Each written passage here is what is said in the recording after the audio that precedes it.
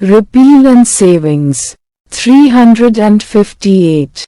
Repeal and Savings.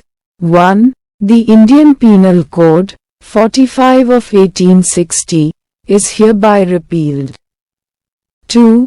Notwithstanding the repeal of the code referred to in subsection 1, it shall not affect a. the previous operation of the code so repealed or anything duly done or suffered thereunder, or b. any right, privilege, obligation or liability acquired, accrued or incurred under the code so repealed, or c. any penalty or punishment incurred in respect of any offences committed against the code so repealed, or d. any investigation or remedy in respect of any such penalty or punishment, or a.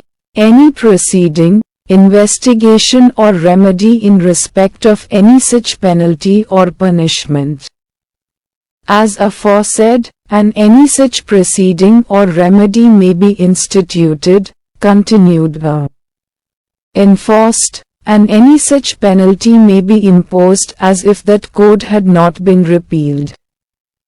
3. Notwithstanding such repeal, anything done or any action taken under the said code shall be deemed to have been done or taken under the corresponding provisions of this Sanhita. 4.